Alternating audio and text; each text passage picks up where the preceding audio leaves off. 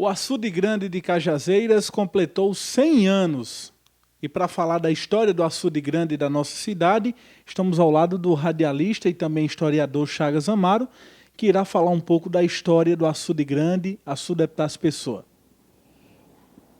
Olha, a história do Açude Grande de Cajazeiras está ligada à própria fundação, os primórdios da fundação da cidade de Cajazeiras. A história nos mostra que a povoação de Cajazeiras surgiu com base num tripé: a fazenda,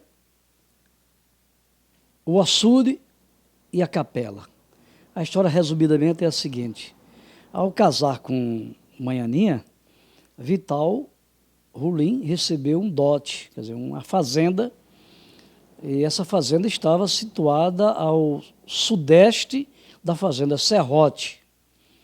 Lá na fazenda Serrote, onde nasceu o padre Rolim.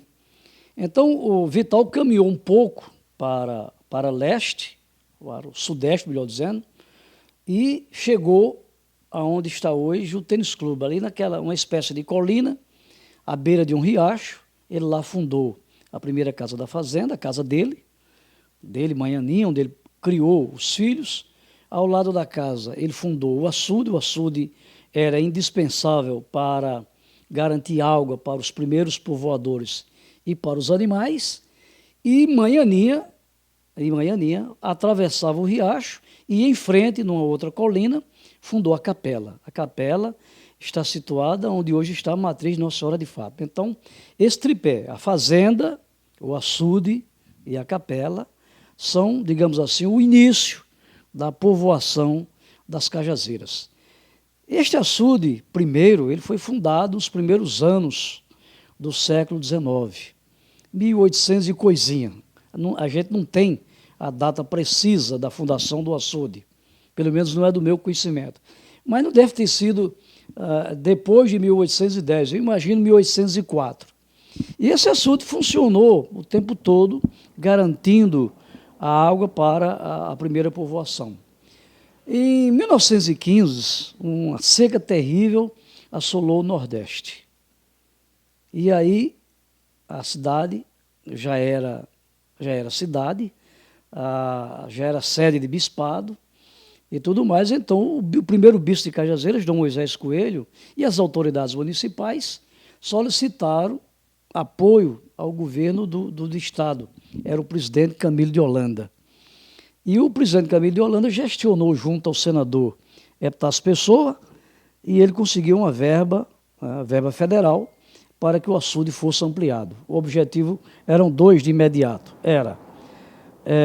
Primeiro, ampliar o açude para garantir água para a cidade e, ao mesmo tempo, dar emprego nas chamadas emergências. Era muito comum naquela época a questão das emergências.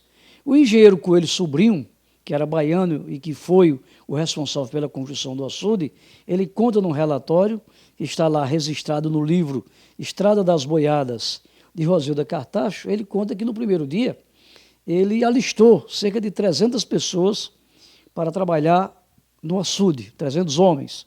Mas a procura era muito maior, eram mais de 1000 pessoas que buscavam a vaga para trabalhar no açude.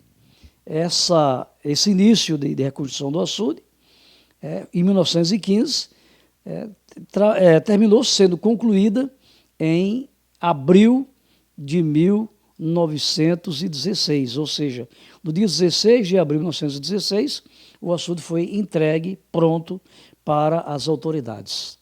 Para receber a construção do açude, foram indicados pelo governo federal 2 engenheiros que trabalhavam em 2 açudes no Ceará. Um açude que estava sendo construído no Riacho do Sangue, dizem que fica hoje na cidade de Piqué Carneiro, ou nas imediações de Piqué Carneiro, no Ceará, e o açude do Velame, que eu não consegui localizar onde estava esse açude. Mas os 2 engenheiros responsáveis por esses 2 açudes vieram para receber a obra e receber a obra dando-a como pronta. Ao longo de 100 anos, professor e historiador Chagas Amaro, a nossa região passou por diversas estiagens, períodos de seca que realmente castigaram a nossa população.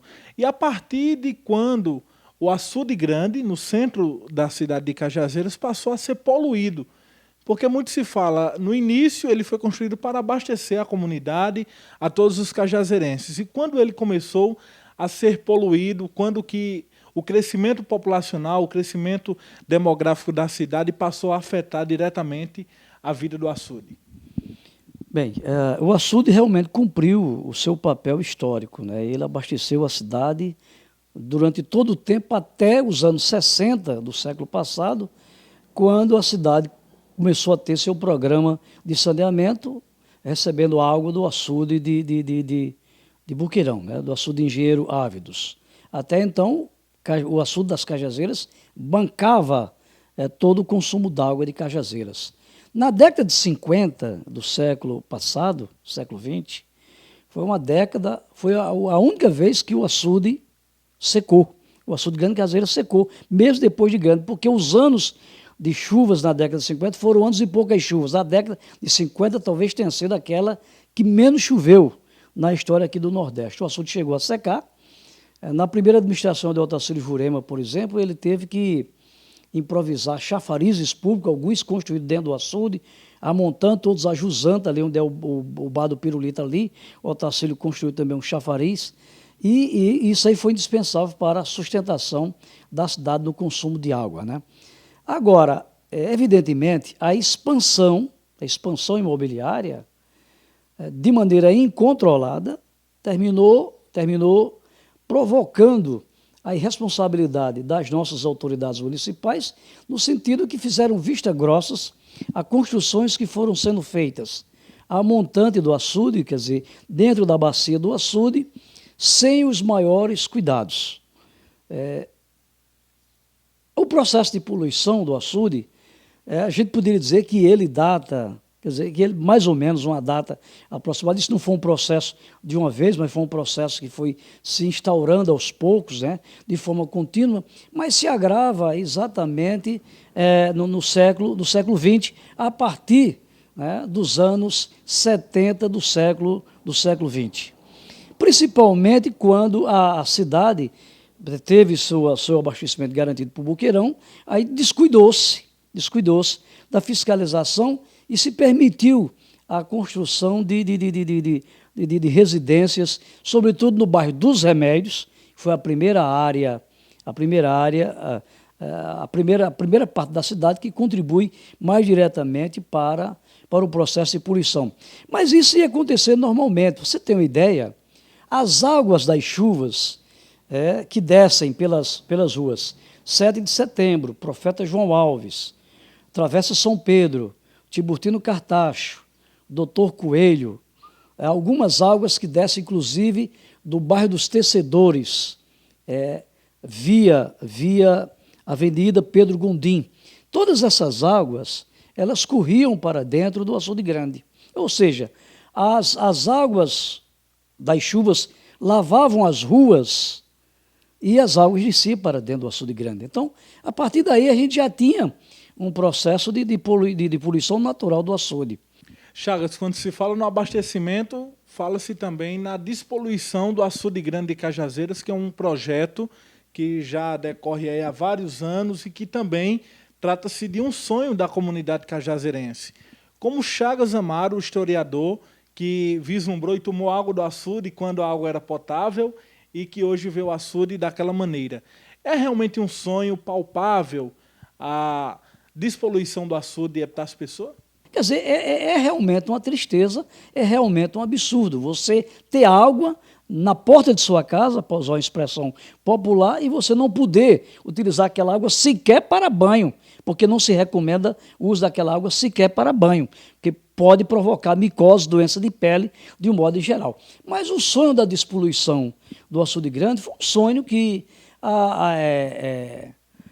chegou inicialmente para pessoas engajadas na questão da preservação do meio ambiente. Você sabe que essa questão da preservação do meio ambiente é algo recente. As campanhas de esclarecimento para o meio ambiente é coisa mais ou menos recente. Mas alguns intelectuais, alguns professores, universitários, estudantes universitários e pessoas mais comprometidas com a história de Cajazeiras, porque o Açude Grande, da maneira como ele está atualmente, é uma agressão à própria história de Cajazeiras, porque ele faz parte do patrimônio histórico da cidade de Cajazeiras. As pessoas começaram então a sonhar com o processo de despoluição, não que a gente pense um dia em utilizar as águas daquele açude para consumo humano. A gente sabe que isso não é possível, como não é possível, por exemplo, até hoje, o pessoal de São Paulo consumir água do rio Tietê, lá em São Paulo, como Londres conseguiu com Tâmisa, como Paris conseguiu com o rio Sena e outros rios europeus aí que passam, cruzam as capitais e são rios de água pura, de água cristalina, sem poluição. Então as pessoas sonhavam pelo menos com um processo de despoluição do Açude Grande para que ele pudesse ser utilizado do ponto de vista turístico. Quando a gente fala do ponto de vista turístico, eu estou indo além do pôr do sol, que você sabe que é belíssimo o pôr do sol do Açude Grande. Mas aquilo ali poderia ter, na verdade, uma exploração turística de melhor qualidade, em todo o seu contorno, inclusive do lado oeste, ali onde fica a propriedade dos Crispins, aquilo lá poderia ser urbanizado e ser utilizado do ponto de vista turístico. Então, Chagas, o que comemorar nesse centenário do Açude Grande? Açude das Pessoas é mais conhecido em Cajazeiras como Açude Grande. O que comemorar nesse centenário? A rigor, neste centenário, nada a comemorar, exceto a permanência do açude, que teima em sobreviver em meio às agressões que tem sofrido. O açude está aterrado, o açude teve sua bacia invadida por construções. Quando o açude ficou pronto, em 1916, a capacidade do açude era 2.599.600 metros cúbicos de água. Hoje sangrando, ele não deve chegar a 1.500.000, porque o açude está aterrado, o açude está mal cuidado. Mas você disse, tem alguma coisa para comemorar? Tem. A gente ainda tem que comemorar, porque em respeito ao passado do próprio açude, o passado histórico do próprio açude. A contribuição que ele deu para o desenvolvimento desta cidade é motivo para que a gente se regozije, apesar de tudo, com a sua permanência, com a sua estabilidade, com a sua sangria, com o seu pôr do sol, que é belíssimo. Fora isso, a gente tem, e em respeito a isso, a gente tem que continuar brigando, alertando as nossas autoridades para que acordem da indolência, para que acordem da incompetência, enfim, para que tenham mais respeito com o patrimônio histórico da cidade.